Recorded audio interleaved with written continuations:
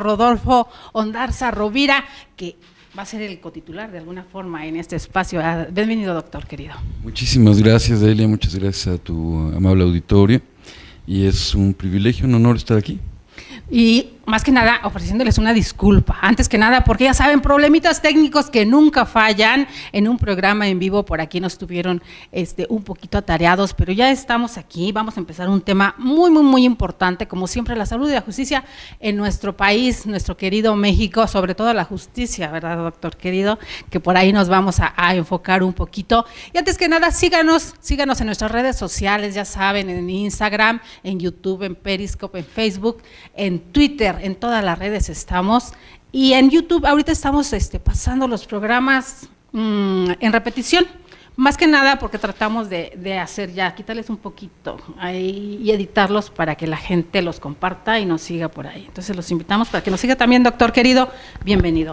Vámonos un poquito a salud y justicia. Primero que nada, doctor, les comentaba yo, a quienes no lo conocen, que son pocos los que no lo conocen por acá en las redes sociales ahora, usted con toda una carrera detrás, con toda una experiencia, con toda la sabiduría, con toda la experiencia legislativa, incluso hablar sobre salud y justicia. ¿Por qué? Porque es muy importante. Yo creo que salud es un tema de seguridad nacional, de entrada. Ajá. Y la primera pregunta que vendría entonces es, ¿tenemos salud? ¿Tenemos acceso al derecho humano a la salud? Ajá. ¿Hay justicia dentro de la salud que nos toca? Entonces, respondiendo primero a la segunda, ¿sí? No hay justicia. Yo creo que hay una gran discriminación en el Sistema Nacional de Salud, incluyendo entonces también a las instituciones privadas, ¿no? Ajá. Y por otra parte es complicado el acceso al derecho humano a la salud. Sí, claro. Y esto pues tiene que ver mucho con la parte de la corrupción. La corrupción ya la hemos tocado en algún momento en tu programa. Sí, claro.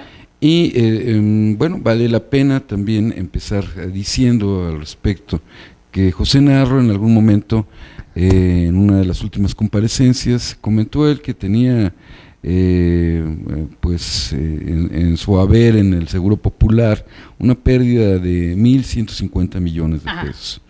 Después, que es una estadística que nos manejó hace tiempo. Pero no tanto. Digamos que es una noticia que salió hace menos de un mes, calculo yo. Sí. Después, la Auditoría Superior de la Federación hace un cálculo de 16,000 millones de pesos que están por ahí extraviados del Seguro Popular. Así es. Y las ONGs dedicadas a la parte de corrupción están dándonos la cifra de 80,000, aproximadamente 80,000, más de 80,000 millones de pesos. 80,000 millones. 80,000 millones de pesos que andan por ahí perdidos del Seguro Popular. Dinero que debería estar destinado a el tratamiento de una serie de padecimientos y a la atención de la población mexicana, y es dinero entonces que tiene que ver, al no llegar directamente a la salud, con un genocidio que no es cuantificado, ¿verdad? Finalmente mucha gente, por no contarse con el personal apropiado, con el mantenimiento de las unidades, con el equipamiento ad hoc para los diferentes servicios de salud, pues finalmente fallece. Y es parte de un genocidio, yo creo, no cuantificado, y que pues tiene que ver con la muerte de miles de pacientes, de miles de mexicanos, de todas las edades, desde recién nacidos, niños, jóvenes, adultos, ancianos, que necesitan una atención médica, y que necesitan también servicios de prevención y que no les está llegando, ¿no? En cuanto a lo que está haciendo la auditoría, pues se menciona que pues son 28 estados los que están ahorita manejándose con esta problemática, y que pues son alrededor de 14 denuncias penales que tienen que ver con secretarios de salud, con secretarios de Hacienda, con tesoreros, y que pues están en averiguación. La averiguación como tal. Perdón que lo interrumpa, doctor querido. Habíamos hace poquito, escuchábamos en una reunión precisamente de Coparmex, que eso fue muy interesante, porque en esta reunión que estaba el comisionado de la ONU para Derechos Humanos, Han Harap, él hablaba sobre 200,000 millones de dólares anuales en corrupción en el mundo que se pierden en el sector salud. Obviamente estamos hablando de esta cantidad que va dentro de esta cantidad que usted nos menciona en México, que es mucho, muy grande. Entonces, ¿en qué momento también los derechos humanos tienen que ver con toda la corrupción y de alguna forma deben tener injerencia con toda la corrupción que predomina en este caso en México? Sí, efectivamente, Han Harap menciona 200,000 millones de dólares a nivel internacional en cuanto a corrupción en salud. Claro. Esto nos habla de un caldo de cultivo, se menciona también, sí. En relación a corrupción en el sector salud. Y es que no hay muchas veces una normatividad apropiada desde la parte internacional, bajando por la legislación nacional, hasta llegar a las NOMS, que puedan frenar apropiadamente esto en cuanto a los medicamentos. Por eso tenemos un problema grave de abasto de medicamentos, por los sobreprecios, por la desviación de recursos, por el recorte presupuestario, en fin. Pero también tenemos un problema con los insumos, con los dispositivos médicos, ¿verdad? Ese es otro tema que tampoco está bien manejado ni a nivel nacional ni a nivel internacional. Bueno, si a nivel internacional no está bien manejado, pues menos, perdón, pero vamos hacia atrás, menos a nivel nacional, digo, todavía hay una situación más crítica en nuestro país. Sí, efectivamente se ha cuestionado mucho, por ejemplo, en la Food and Drugs Administration, a la FDA, y por supuesto a la COFEPRIS, que pues bueno, recordemos los escándalos que con los que tuvo que maniobrar Miquel Arreola, por la cuestión de la comida chatarra, en fin. O sea, tenemos muchos problemas por ahí.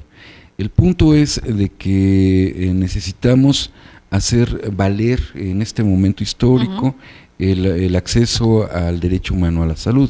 O sea, toda la gente tiene que tener la posibilidad de tener una atención de alta calidad, de excelencia humanitaria, con ética, mirándolo desde la perspectiva de los derechos humanos, ¿no? Y del desarrollo que debemos tener como nación. Aquí el problema está en que hemos hablado mucho del cártel de la Bata Blanca, que tiene dominado, que tiene monopolizado una serie de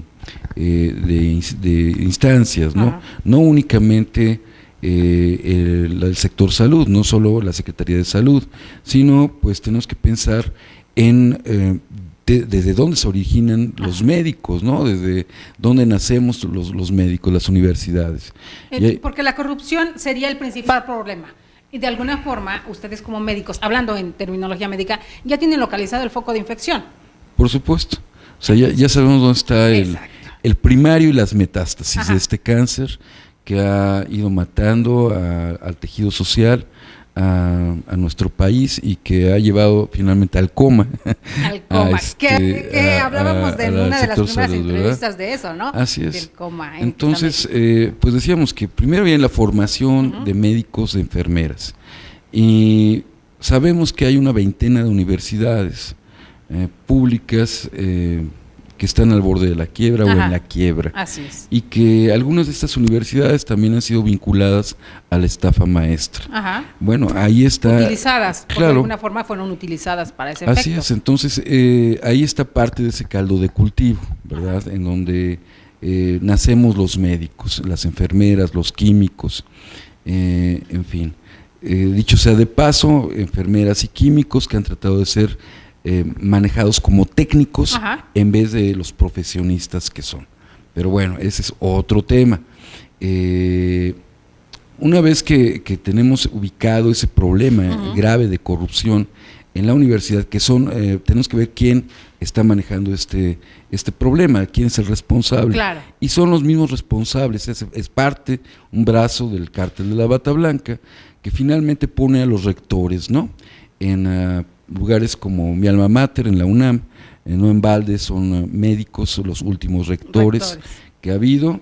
Cuando habla de un caldo de cultivo, quiere decir que todo esto que nos está mencionando son parte de los ingredientes de este gran caldo de cultivo. Claro, por supuesto, porque es todo un sistema corrupto y son diferentes engranajes dentro de una maquinaria. Si les faltara la parte universitaria, entonces no podrían hacer muchas de las cosas ilegales, irregulares que manejan, ¿no?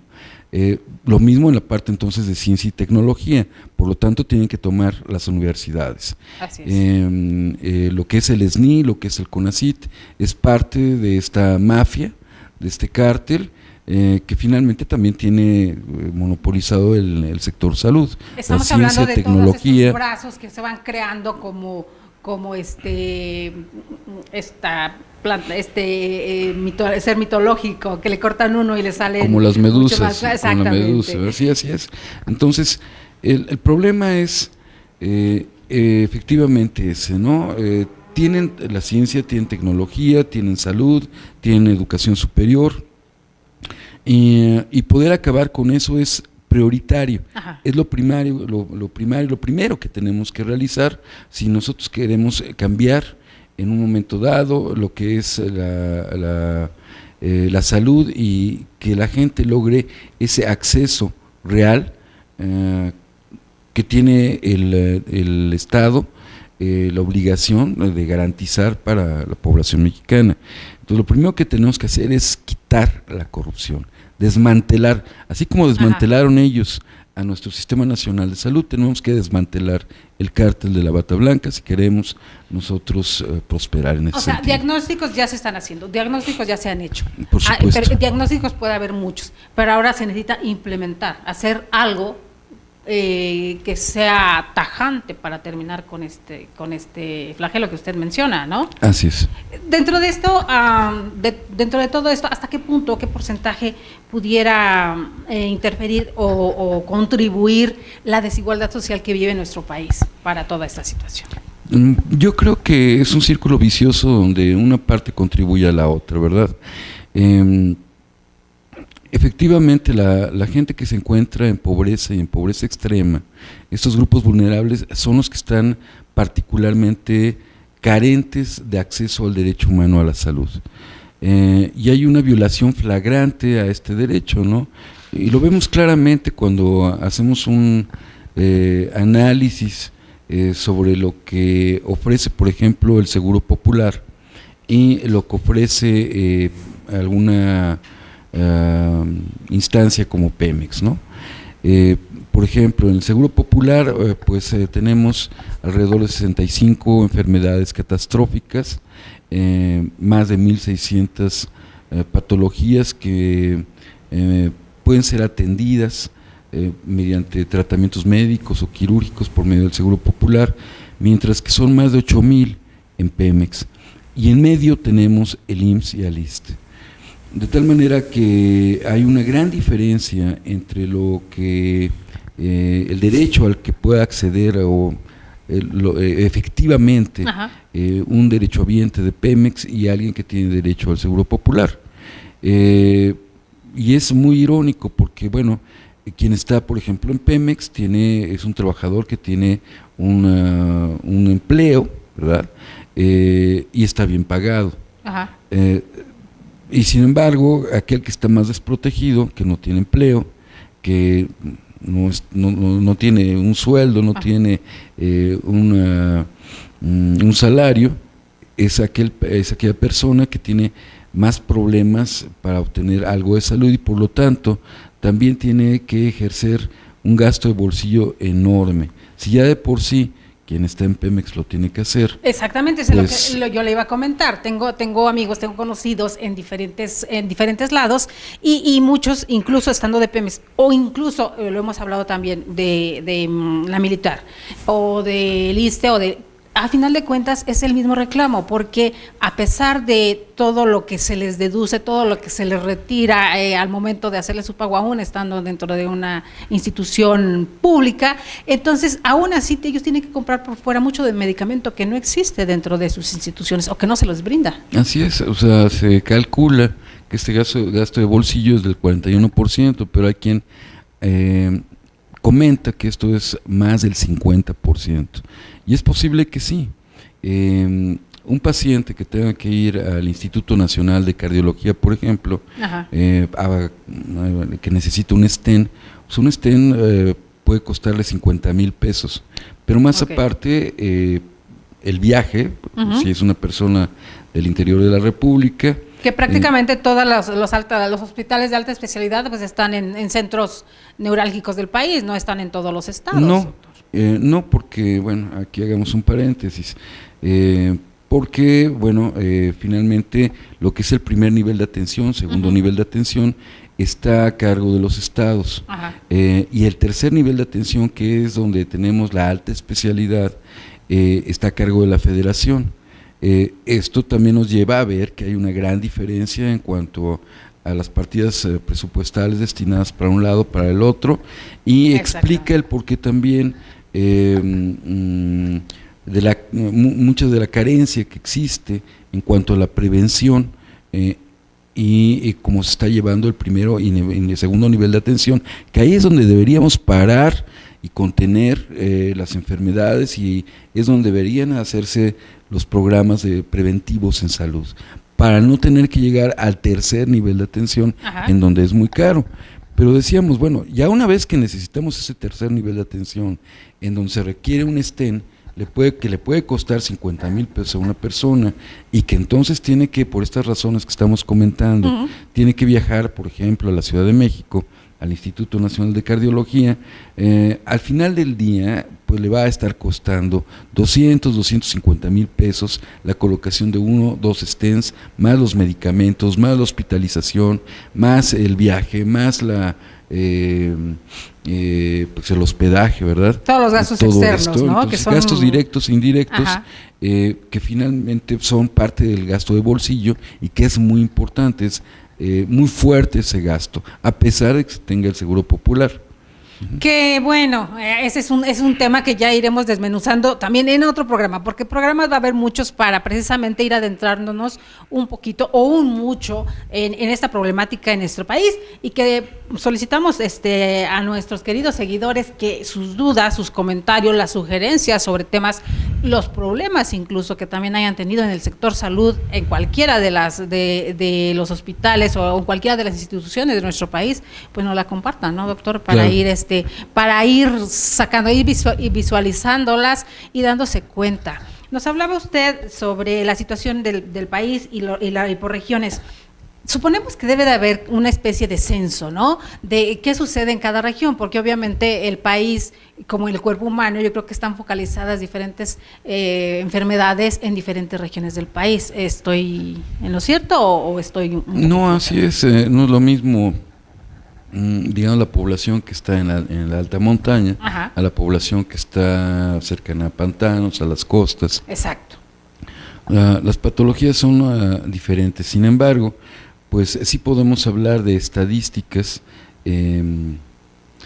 generales, ¿verdad? Nacionales. Claro. En donde vemos que pues las enfermedades crónico-degenerativas van en aumento, pero que sigue siendo muy importante patologías como la diabetes mellitus, como la obesidad, y bueno, lo preocupante es que además esto pues lo estamos viendo en la infancia. Exactamente. Más preocupante todavía es que instancias a lo largo de estos últimos sexenios pues hayan fallado en detener verdaderas epidemias como lo son estas patologías de obesidad y diabetes.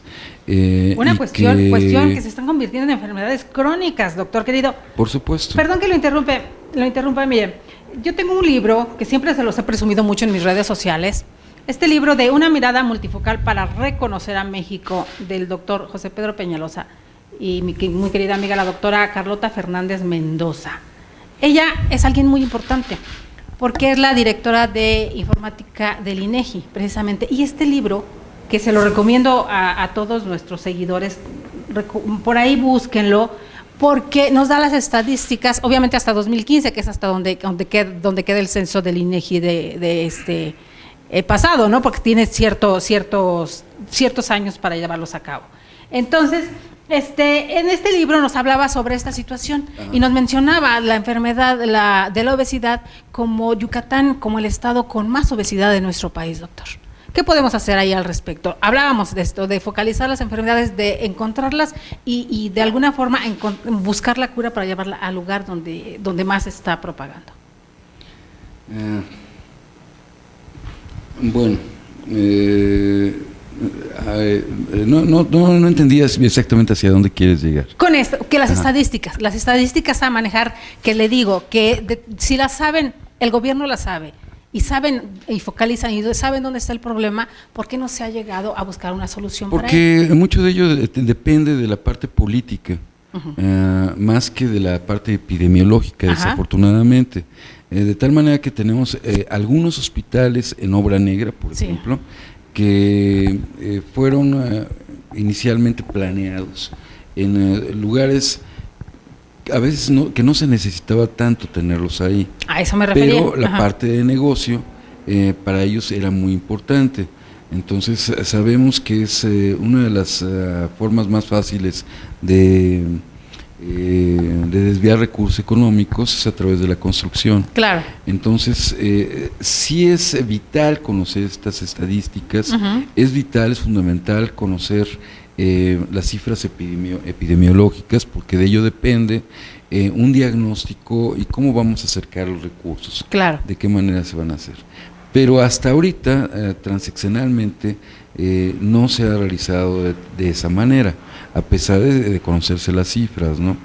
Y lo que se ha gestionado es más bien con una tendencia a la privatización del sector salud. Y para ello es muy importante, fue muy importante lanzar inicialmente el Seguro Popular en la época de Julio Frenk, de Juan Ramón de la Fuente, junto con otros negocios como fueron los fármacos similares, los genéricos, ¿verdad? Y que recordar que el Seguro Popular no nace de un partido político, no nace del PRI o del PAN, sino que nace el Seguro Popular de Funsalud. Y que Funsalud pues es una instancia, es una asociación civil en donde están las grandes transnacionales farmacéuticas y algunas industrias como es FEMSA Coca-Cola, como es Nestlé, como son algunas industrias que tienen que ver con también la cuestión de alimentos o de salud y que pues estas industrias a través de Funsalud pues colocan a los operadores políticos en puestos importantes como las rectorías universitarias para llegar de ahí a saltar como un trampolín político a la Secretaría de Salud. Pero ¿cómo fue creada Funsalud? En esencia, ¿por qué fue creada o quién la crea? Bueno, Funsalud nace hace un poco más de 30 años y coincide con la decadencia del Sistema Nacional de Salud, curiosamente. Todas esas estadísticas que van en picada, en caída libre, coinciden con el nacimiento de Funsalud. Todo esto tiene que ver con Soberón, quien fue rector de la UNAM, y por supuesto con Ramón de la Fuente Padre.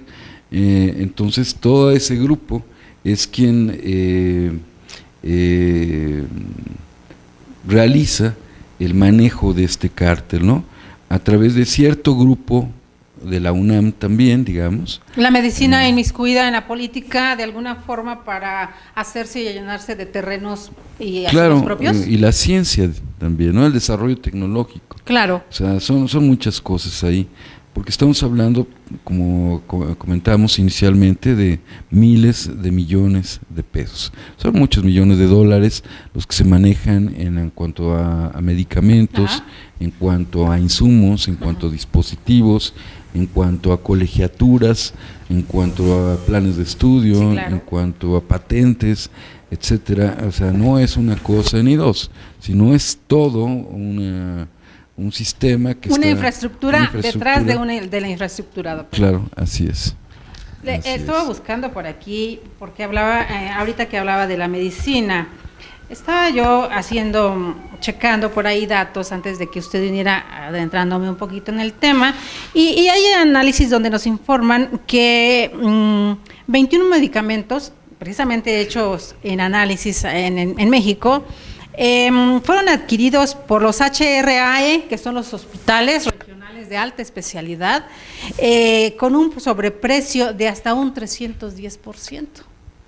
Entonces, cuando nos hablan que hay lugares donde un medicamento llega a costar hasta un 1,700% de su precio original, estamos hablando de que quién los compra y cómo los compra, o sea, cómo se hacen estas licitaciones para vender a quién o comprar a quién, o cómo se hace. Así es increíble, ¿no? Nos hablaba, ¿no? Así es, porque es increíble. Si nosotros como particulares, como ciudadanos comunes y corrientes, vamos y compramos a la farmacia de la esquina, puede ser que salga más barato eso a que esas compras de millones de medicamentos, del mismo medicamento, millones de piezas que deberían salir mucho más económicos, salgan más costosos al erario público, ¿no? Que estamos pagando nosotros. Los costos, además del mismo fármaco, difieren mucho.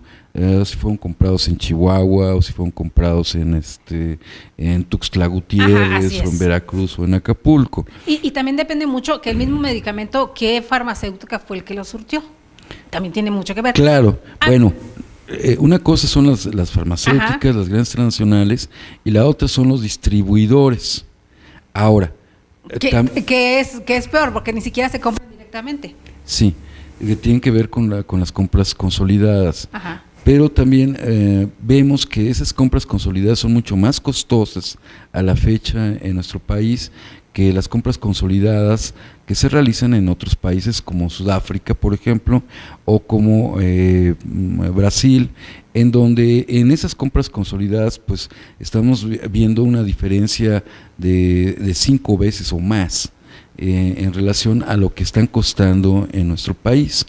O sea, de tal manera que tenemos una gran cantidad de gente en pobreza, una gran cantidad de gente en pobreza extrema, una desigualdad en nuestro sistema nacional de salud, una discriminación en el mismo, un genocidio dentro o provocado por esta desigualdad, por esta discriminación, por esta violación flagrante al derecho humano a la salud, y que bueno, en un país en donde la gente muere de hambre, como es en el nuestro vergonzosamente, haya este robo en despoblado, descarado, este bandidaje llevado a cabo por este cártel de la Bata Blanca, es tremendo, ¿no? Yo creo que estamos en un momento histórico en el cual estas cosas tienen que cambiar. Y que hay un castigo, doctor. No sé si recordará, en días pasados yo le compartía en Facebook a un grupo de amigos que tengo en Facebook, que son doctores, que son investigadores y demás, un video que me llega donde cierto medicamento resulta que viene encapsulado, y quien hace el video refiere que su mamá, como no se puede tomar las cápsulas completas, ella acostumbraba a sacar la cápsula y ponerla en agua, mejor para tomársela, y resulta que al momento de abrir la cápsula estaban vacías. Y así, y entonces empiezan en el video empiezan a grabar, y todas las cápsulas que le habían dado a la mamá de esta persona en el hospital estaban vacías. Entonces, cuando sucede algo como eso, y que la suerte o algo ocurrió para que se dieran cuenta, ¿cuántas veces no pudieran haberse entonces tomado una medicina que no tenía absolutamente nada? Tenemos ahí el agua que... Los placebos. Bueno, el agua, según tenemos informes de Veracruz, de Duarte, que se le daba a niños con cáncer, ¿no? Así es. Entonces, bueno, antes que nada yo quisiera decir que a nadie se le va a ocurrir abrir las cápsulas para tomarlas, porque con eso muchas veces quitamos la efectividad del medicamento. O sea, por algo vienen en Por algo cápsulas, vienen encapsuladas. por algo vienen las pastillas, por algo vienen... Sin embargo, bueno, es verdad, y esto lo vemos muy frecuentemente con medicamentos genéricos, ¿no? A mí me ha tocado como neurocirujano, pues en pacientes con epilepsia, por ejemplo, ver que al cambiar ellos del medicamento de patente a similares, como me han dicho, a medicamentos genéricos, pues vuelven a caer nuevamente en crisis epilépticas. Cuando nosotros hacemos la medición de los niveles séricos de estos medicamentos, de estos antiepilépticos, vemos que están abajo. Cuando les pido que uno... De los rangos que deberían llevar. Claro. Y cuando, sin cambiar las dosis, ¿verdad? Por sin supuesto. cambiar las dosis, hacemos que nuevamente adquieran los medicamentos de patente, tomamos medidas nuevamente de los niveles séricos y vemos que suben al nivel en donde deberían estar. Es decir, la calidad o la cantidad al menos del fármaco, del producto activo que le llaman así ellos, ¿no? es, muchas veces no es lo que se dice que debe tener el fármaco. ¿Y quién regula esto, doctor? Perdón, ¿COFEPRIS? Claro, la misma Secretaría de Salud a través de COFEPRIS. Y esto ha ido ocurriendo pues a lo largo de estos últimos sexenios, ¿no? Ese cártel de la bata blanca opera transeccionalmente. Y yo quisiera compartir contigo, con tu público, si me lo permiten, claro que sí. unas Adelante. cifras que a mí me parecen muy importantes, me parecen muy interesantes, Sí. porque, por ejemplo, el Instituto Mexicano del Seguro Social tiene la responsabilidad de atender a 64 millones de personas. El ISSSTE a 13 millones de personas. Pemex a 764,000. Sedena 832,000, Secretaría de Marina 287,000. Muy bien, si nosotros empezamos a tomar en cuenta estas cifras tomadas del quinto informe de gobierno y tomamos también cifras que son importantes para la Organización de Cooperación y Desarrollo Económico, para la OCDE, y vemos que para esta última, para la OCDE, debería existir por cada 1,000 habitantes 3.2 médicos, 8.8 enfermeras, 4.8 camas sensables, todo esto por 1,000 habitantes. Sabemos, haciendo cálculos entonces, que el IMSS debería tener 207,000 médicos y tiene pues, 70,000, ¿no? Estamos hablando de un 30-35% prácticamente abajo de eso. Ahorita sacamos las cuentas finales con enfermeras y demás. El ISSSTE debe tener 42,000 médicos y tiene 22,000. Y la Secretaría de Salud debería tener más de 170,000 médicos y reporta tener 105,000 médicos. Pero este informe de gobierno también deberíamos tomar en cuenta que está inflado. Por supuesto. ¿No? Porque ahí estamos sumando, o bueno, esta gente está sumando a los internos de pregrado, a los pasantes de medicina, a los médicos residentes que no tienen la capacidad ni legal ni teórica para poder atender todavía a un paciente, ¿no?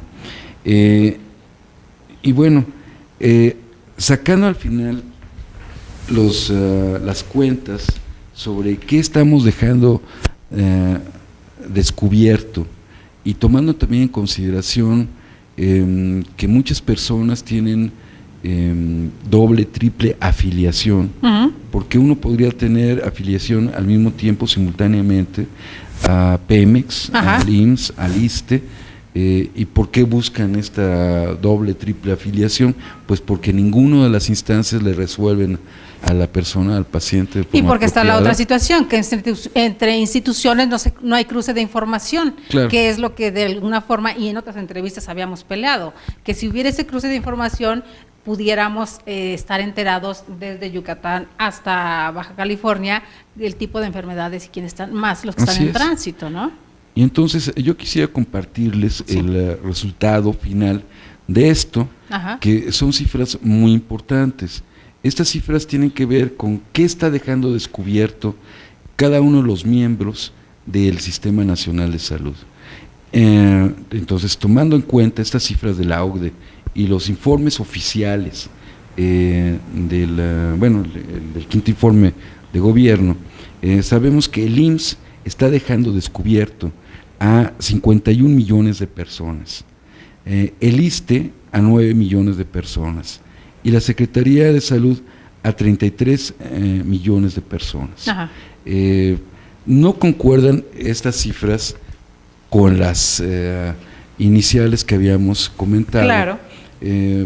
Por ese motivo, porque está todo inflado y por esas afiliaciones múltiples. Porque obviamente al momento de dar un informe, pues tiene que lucir bonito, doctor, si no, ¿cómo? No me van a criticar, si de por sí me critican. Entonces, si el informe no está de acuerdo a como yo quiero, pues entonces me van a criticar más. Pero bueno, es terrible darnos cuenta que son millones de personas las que están quedando, a pesar de ser derechohabientes, sin su derecho humano al acceso a la salud, ¿no? Y por otro lado, doctor, ¿por qué entonces como mexicanos percibimos que los hospitales, o eso nos hacen creer, como si todos los hospitales estuvieran todo el tiempo llenos, estuvieran rebasados? ¿Por qué nos hacen creer eso? Porque estamos rebasados. O sea, no hay forma, no hay una infraestructura ni material ni humana. Nos hacen falta muchos miles de enfermeras, nos hacen falta muchos miles de médicos, nos hacen falta muchos miles de camas sensables, nos hacen falta cerca de unas 300,000 camas sensables. Es decir, 1,000 hospitales o 300 hospitales de 1,000 camas cada uno. O sea, imposible tenerlo, ¿no? Esas son las condiciones en las cuales está nuestro sistema de salud, o sea, por los suelos, terrible.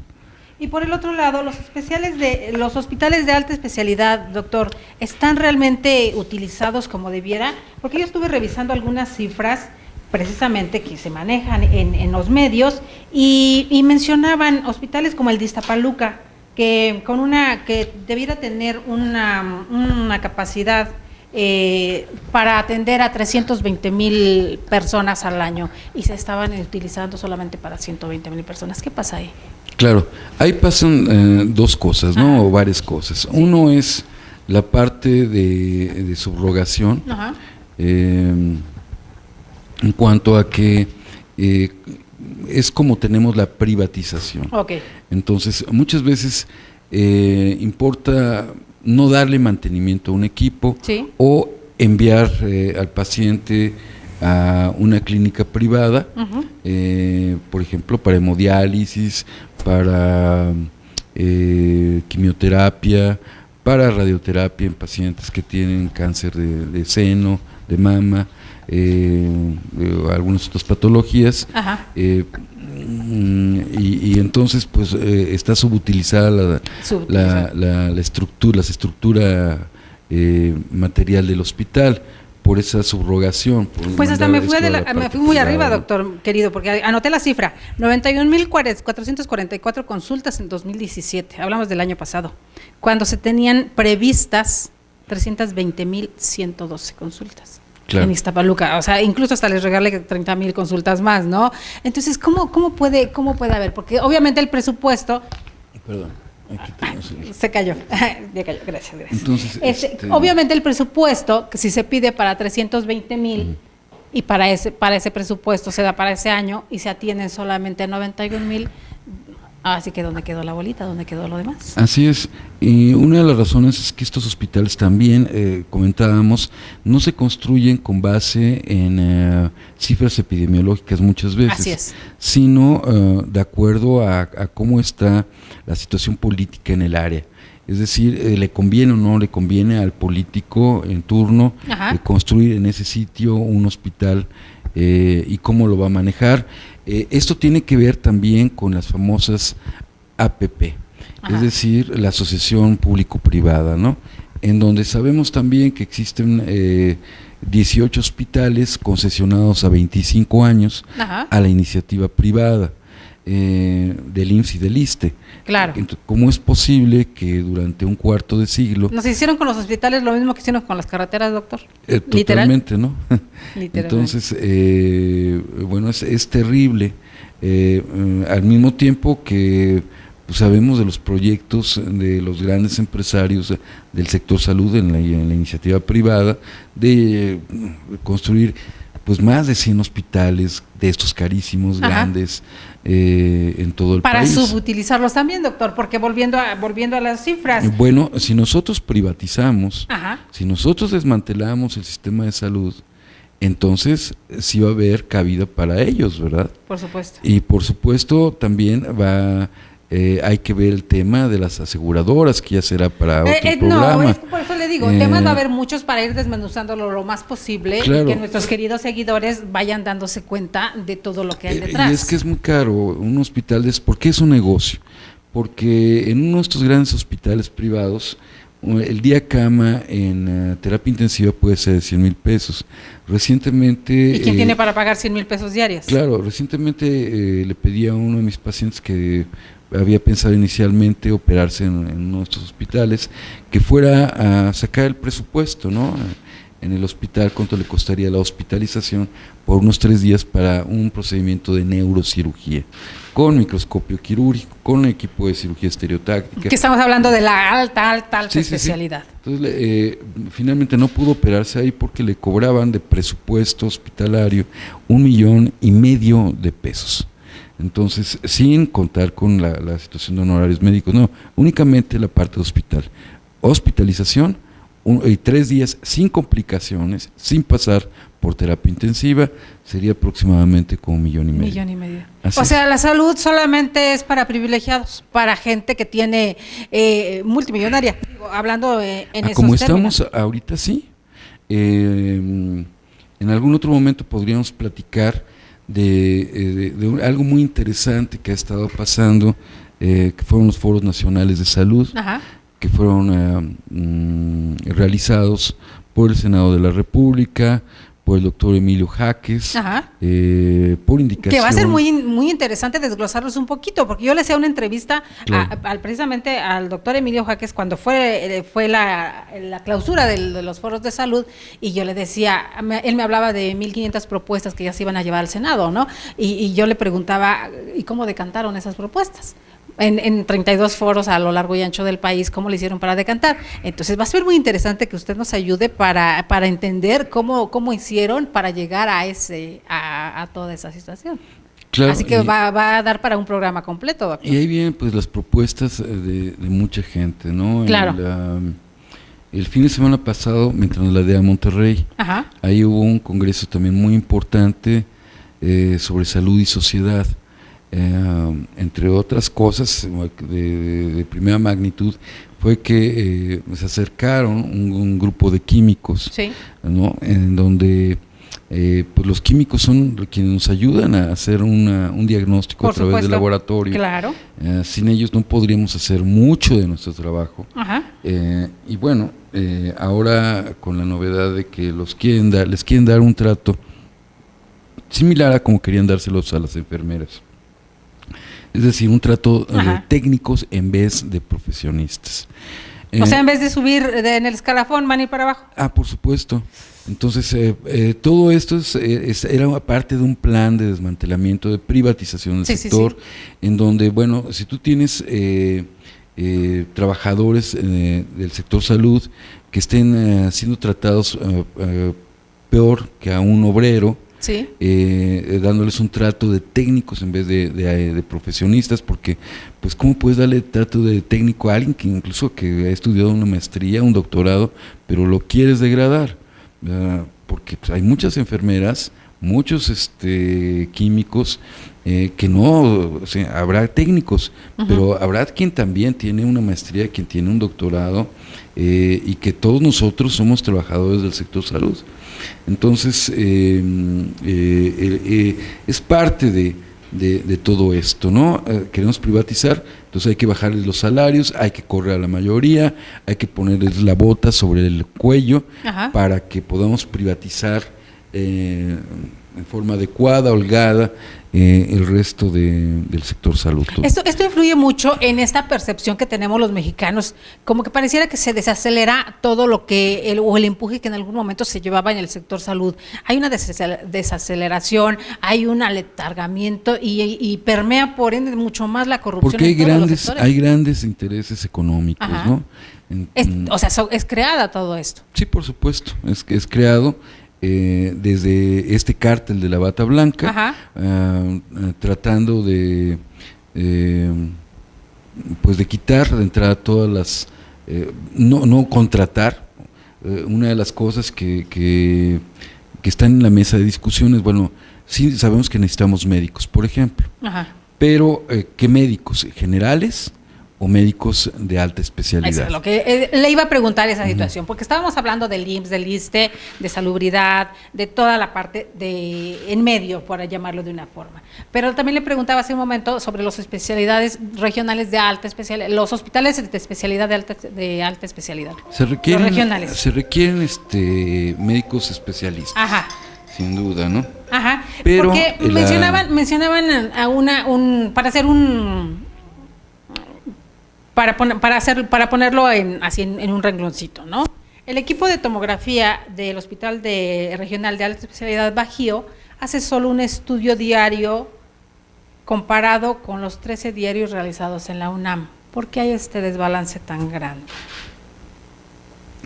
Volvemos a la parte política, la parte económica, y acabando de contestar lo primero en cuanto a médicos, sí tenemos un gran déficit de médicos especialistas, pero si nosotros no atajamos la falta de médicos generales enorme que tenemos 3 décadas sin contratar médicos generales, entonces ¿cómo vamos a poder hacer las medidas preventivas? Es terrible no poder hacer medicina preventiva. Necesitamos medicina general primero. Se ha propuesto, por ejemplo, tropicalizar algunos modelos sajones médicos, sin tomar en cuenta, por ejemplo, que son a veces poblaciones de 9, 10 millones de personas, que las tenemos por país, las tenemos en una sola alcaldía en la Ciudad de México, ¿no? O solamente, o en el mismo estado. Digo, hablando de esto, yo pertenezco al Estado de México, y hablando de estados, la zona conurbada todavía somos mucho más. Claro. Y por otra parte, pues la situación de que ellos en los años 60 fortalecen muchísimo la parte de medicina preventiva. Y no es sino hasta los 90 en donde viene un fortalecimiento de las especialidades y superespecialidades. Entonces, lo primero que hay que hacer es eso, ¿no? Hay modelos como el cubano, como el canadiense en cuanto a medicina preventiva, que son excelentes, son muy buenos. Pero también tenemos aquí a la gente que ha desarrollado algunos modelos importantes. El problema es que no se les ha dejado implementarlos, ¿no? ¿Pero por qué se va el médico por la alta especialidad en vez de la medicina general? ¿En busca de obtener un mejor ingreso también? ¿Tiene mucho que ver? Bueno, ahí sí. Muchas veces el médico no tiene una vocación. Es curioso que las primeras especialidades que se agotan cuando uno elige por promedio las especialidades son las especialidades quirúrgicas. Entonces yo no creo que la mayor parte de los médicos tenga una vocación quirúrgica. Quirúrgico estamos hablando desde la parte de medicina estética, cirugía. Que la medicina estética es un boom, también es un negocio, y que ya hablaremos en otro programa. Que es totalmente inútil arriesgar la vida de la gente. Yo así lo veo. Una cosa diferente es la cirugía reconstructiva. Por supuesto. Que se necesita cuando hay un accidente, un quemado, etcétera.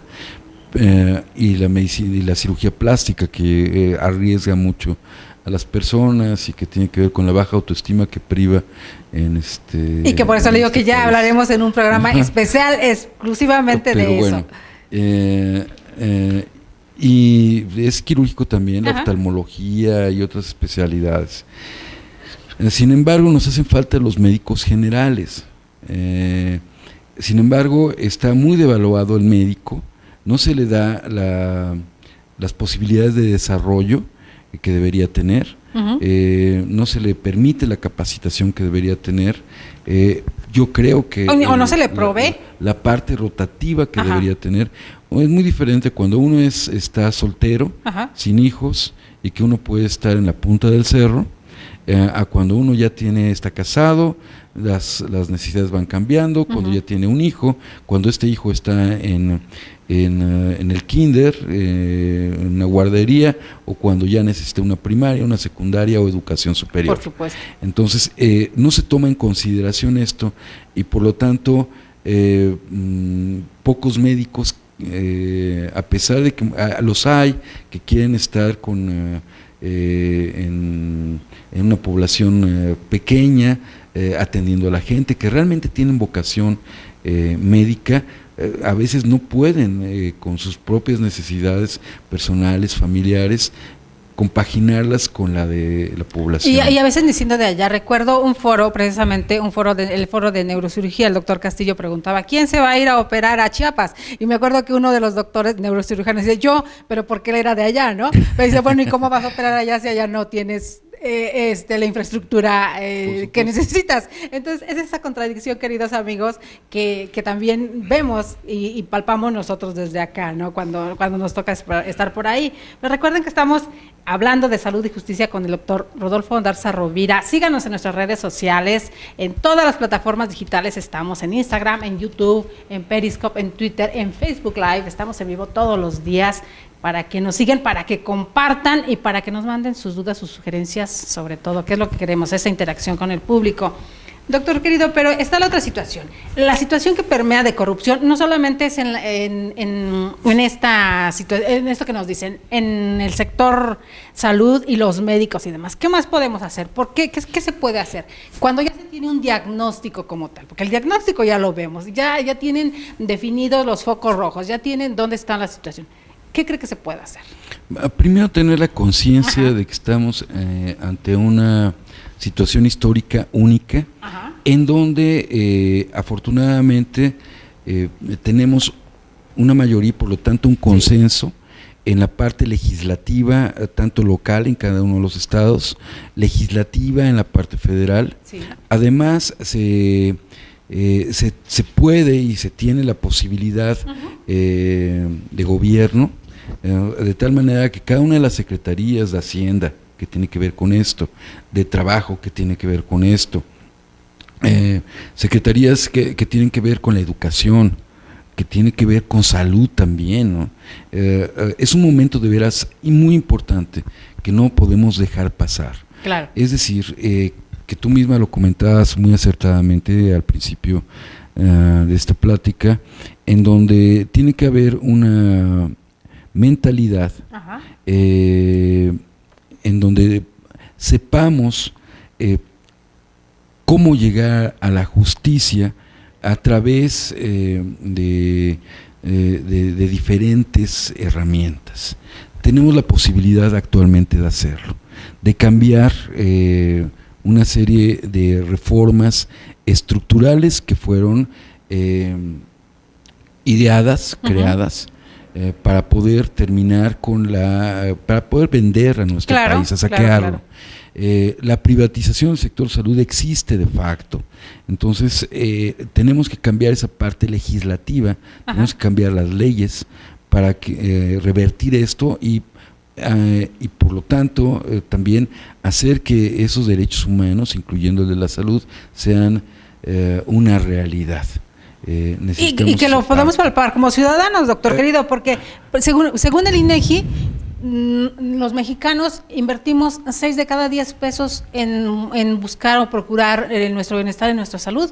Entonces, eso es demasiado. Si estamos hablando de fuentes oficiales, ¿no? Donde tienes que invertir. Si fuera todo así, eso. Entonces estamos hablando que el gasto de bolsillo no es el que nos habla algunas instancias oficiales de 40%, sino ahí estamos hablando del 60%. Y estamos hablando de cifras que da el Estamos INEGI. hablando de cifras que hacen que una persona de clase media, si tiene una enfermedad, una patología, esa persona o algún familiar, esa persona de clase media pueda llegar a la pobreza. Por supuesto. Y no tan una enfermedad crónica se lleva a toda la familia, incluida. Sí, por supuesto, doctor. porque uno tiene que acabar vendiendo los carros o el carro, la casa, o si la está uno rentando, pues irse a rentar algo más económico, a un lugar más inseguro. En fin, ¿no? O sea, y esto deriva en otras muchas enfermedades, la depresión, que esa va a tener un programa especial ahora, también. Concretamente, ¿qué es lo que se puede proponer? Acabemos de redondear el tema. Sí, claro. Por ejemplo, estábamos hablando de obesidad y de diabetes, claro. Que está siendo cada vez más importante en la infancia. Pero es increíble que quiten la dirección de deportes, ¿no?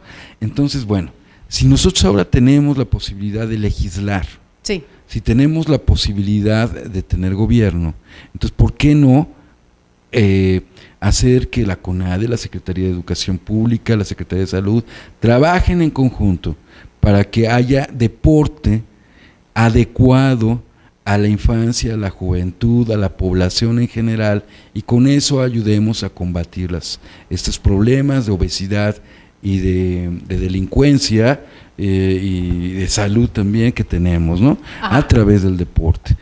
Se puede hacer, es viable, no es caro. ¿Por qué no hacemos consenso con la iniciativa privada? Claro. En vez de estarnos peleando con Coparmex, bueno, ¿por qué no jalarlos? Exacto. Que a final de cuentas también están dentro del mismo mal, digo, porque todos claro, también padecen lo mismo. Así es, pero a ellos mismos les va a convenir acabar con la corrupción.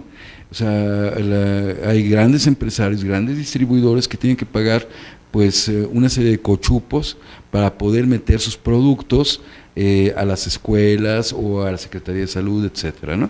Entonces, bueno, ¿qué tal si bajamos o que eliminamos esa corrupción y, bueno, ese 30, 40% que tienen que pagar usualmente extra o que han tenido que estar pagando transaccionalmente, Ajá. Lo eliminamos, les va a salir más barato, ¿no? Y que nos bajen ese 30% en los medicamentos o en se trata ¿no? de sentarse, hacer consensos y llegar a consensos para que nos beneficien a todos. Por supuesto, eso va a bajar la inseguridad automáticamente. Por eso es que yo estoy convencido que la salud es motor de desarrollo social. Así es. ¿No? Sin salud no podemos ir a la escuela, no podemos ir a trabajar, es parte de la seguridad nacional. O sea, de tal manera que es muy importante contemplar todos esos aspectos para poder sacar a este país adelante, ¿no? Yo le propongo, doctor. En cuanto a las propuestas, no sé cuánto tiempo más tengamos, pero en cuanto a las propuestas, lo primero es terminar con la corrupción. Es a lo que iba ya para el cierre prácticamente, pero le propongo antes del cierre, le propongo un programa sobre enfermedades crónicas, porque hay de las más importantes. Podemos sacar 4. ¿Cuáles serían? Claro. Obesidad, diabetes, las cardiovasculares, hipertensión, por ejemplo, claro, hipertensión. Digo, para desmenuzarla lo más que se pueda cada una y para que nuestros seguidores entiendan un poquito más. Podemos buscar cifras y buscar forma de prevención y cómo ir atacando una por una. Podemos hacer un programa sobre eso. Claro, digo, para enfocarnos a 4 en especial y prometérselos por acá a nuestros queridos amigos. Y ya para el colofón, entonces me decía, si ya tenemos un diagnóstico, entonces ¿qué se puede hacer? Ya para cerrar. Primero, si ya está terminar con la corrupción. Segundo, ya para se poder hacer los eso, problemas, claro, para eso ya tuvimos un diagnóstico. Claro. ¿No? Luego, hacer un ejercicio inteligente entre esa parte legislativa, entre aquellos expertos en bioética, en aquellos expertos en derechos humanos, entre las diferentes secretarías, para poder hacer entonces un enlace efectivo, legislativo, de derechos humanos, de ético, humanista, y que aterrice adecuadamente un nuevo plan nacional de salud. Esa es una de las cuestiones. Antes de eso tendrían que hacerse llegar de un cuerpo de médicos y de especialistas. Ese es un ejercicio que hemos hecho ya, en donde, claro, o sea, se necesita fortalecer, pero inicialmente con 20, 30 personas que nos hemos preocupado por en este aspecto, que son no únicamente médicos, sino economistas, abogados, etcétera, que todos tenemos que ver con la parte de salud. Hemos hecho un proyecto estratégico de regeneración del Sistema Nacional de Salud para la Cuarta República, ¿no? Claro. Entonces, esto ya lo hemos propuesto en diferentes foros, en diferentes congresos, ante diferentes funcionarios, tanto de la Ciudad de México como a nivel federal. Y que por eso es importante darle publicidad y visualización a estos foros y a todo esto que se está haciendo, doctor. Porque si están a puerta cerrada, pues no nos enteramos, no sabemos de qué se está tratando. De hecho, tan así que la participación ciudadana para nosotros es fundamental. Claro. De tal manera que hicimos a través de las redes sociales, que hicimos la invitación para que nos hicieran llegar una serie de propuestas por parte de los usuarios de diferentes áreas del sector salud. Claro. Y todo esto lo hemos incorporado y es lo que hemos entregado. Por otra parte, hay algunas cosas muy particulares, ¿no? Por ejemplo, ya no construir más hospitales. Ahorita mejor rescatemos a aquellos que están en obra negra, aquellos que están, los elefantes blancos que están en cada estado, digo que sabemos perfectamente dónde están. Mantenimiento de los equipos. Ajá. O sea, yo creo que o recuperemos los equipos, porque esos equipos que se han perdido, ¿a dónde se fueron, verdad, doctor? Así es. Hay incluso tomógrafos que han desaparecido, que nunca llegaron. Es increíble. En el aire se desaparecen, ¿verdad? Que esa parte también se tiene, y vamos a buscarle también cifras y demás para dárselas a conocer a nuestros seguidores sobre esta situación, porque también está la otra parte, donde también para poder tener una plaza dentro de un hospital, coyotaje que también se maneja adentro, o sea, y que también hay que visualizarlo para que la gente se vaya dando cuenta de lo que sucede. Claro, ¿no? Y la parte sindical en ese tenor, donde hay algunos compañeros que están a disgusto de lo que está ocurriendo a nivel sindical en diferentes áreas, ¿no? Por eso le digo que temas tenemos muchísimos, entonces ¿a cuál se va a comprometer para traernos dentro de 8 días? ¿Qué tema?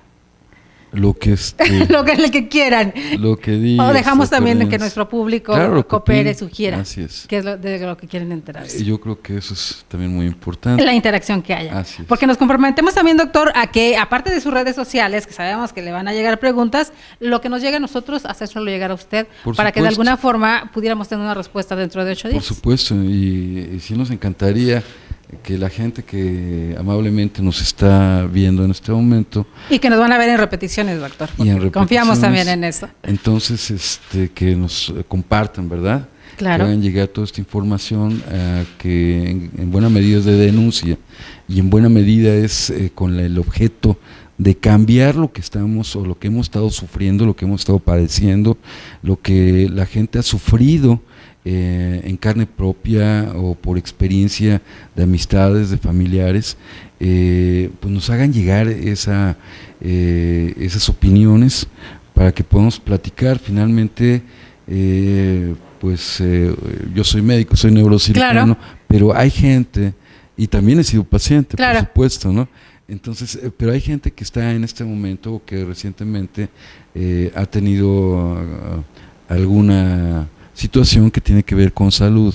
Y que vamos también a estar pendientes, doctor querido, de ver quién integran las comisiones de salud en las cámaras. Claro.